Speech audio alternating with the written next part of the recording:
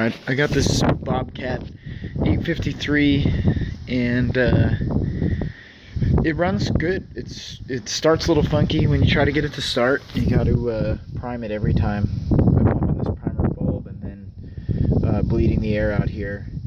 And then it'll start right up. It runs pretty strong for about 15 minutes. And then it totally loses power. It doesn't stall, but it almost stalls, and it'll have absolutely no power. It'll just be, the throttle's right over here.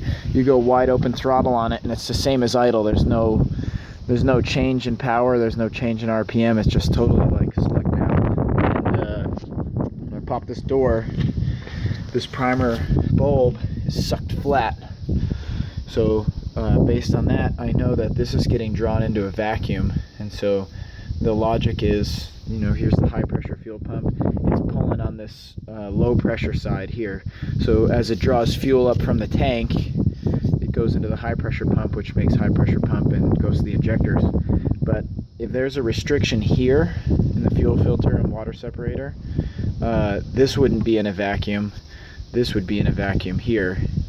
So I have good reason to believe it's not the spin-on fuel filter and water separator. The restrictions coming from inside the tank, which sounds cool, like pop the tank apart and there's a check valve and a filter in there. But I'll do the best I can to show you where that's at. And I've got the cab lifted up, and it's got the safety hold here, but that's not enough for me. I also strapped it. And so I'm going to try to zoom in, but that tank is under this whole pump, and this pump is driven by a cogged belt from the engine. It's bolted up in several spots and definitely not looking like easy to remove. So then from the other direction, that tank is right in front of the engine, but there's an engine in the way. So to realistically access this model, either the engine's going to get pulled out the back or the pump is going to get pulled out the front. And I've literally not even been able to put my hand on the elbow of this one. It's just, where it goes in the tank, it's just buried. I have seen it, and I don't think you'll even really be able to see it, but it's like, it's buried right under that stuff, right in there. Really inaccessible. So here's my idea. Since I know that there's a restriction in the tank, which has got the little pickup, my thought is I want to use pressurized air from my air compressor, and I'm going to disconnect it here after the primer bulb, or kind of the way the fuel flows before the primer bulb. So down here, and I'm going to hook up my air nozzle. I'm going to blast it, and I'm going to try to blow that strainer and check valve assembly off of the pickup inside the tank, which is not really the best idea, because then when you shut the machine off, fuel is going to bleed its way back into the tank, and it's going to be all aerated, so it's going to be hard to start initially, and then it also has no way to pick up, to filter. So I'm going to do that.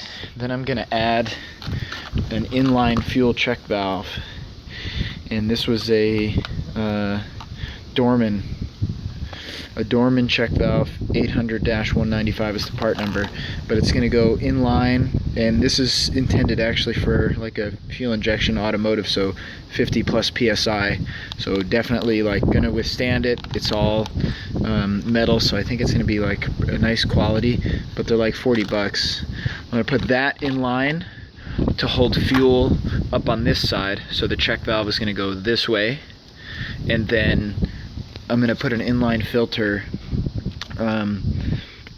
probably after it, so that I can see air bubbles and whatever. And also, this is a nice serviceable filter that you can take apart and clean out and reuse, and they also sell the elements separately too. And then just logically with maintenance, I'll change the final fuel filter and water separator too. So I don't know for sure that it's going to work, but I'm going to try it right now, and so I'll pause it and then update you. Let's see how it goes. Alright, so I just pulled the hose off the primer bulb. Here's our hose. This goes straight into the tank, and so trying to come up with a way to hold the phone, and I got my trusty blowgun here ready to go. So I'm going to prop my phone up. You probably won't be able to see, but hopefully be able to hear a little bit. Yeah, you can, check valve's working. I can feel it. Definitely gonna shoot some fuel back at me too. Make sure I get all that. Check valve's holding strong. Good way to test it.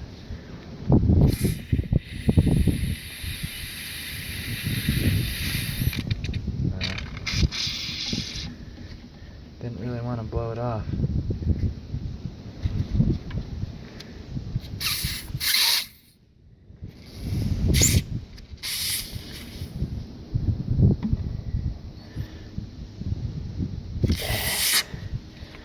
So far, no. I'm gonna fire up my compressor, get some more pressure. I think I got like 80 psi right now.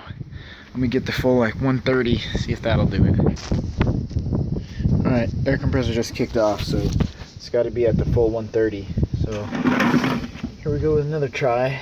See what happens here. Hold it nice and tight.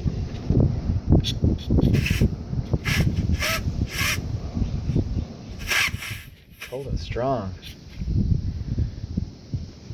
Yeah. Won't blow it off.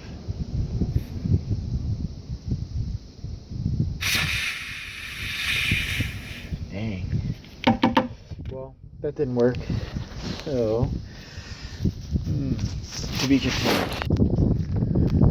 Alright, so after blowing and blowing and blowing, I think I finally got it to go. So, listen, ready?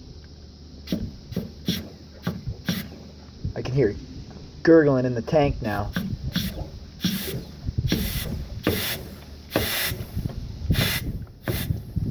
So I know I got it to blow off.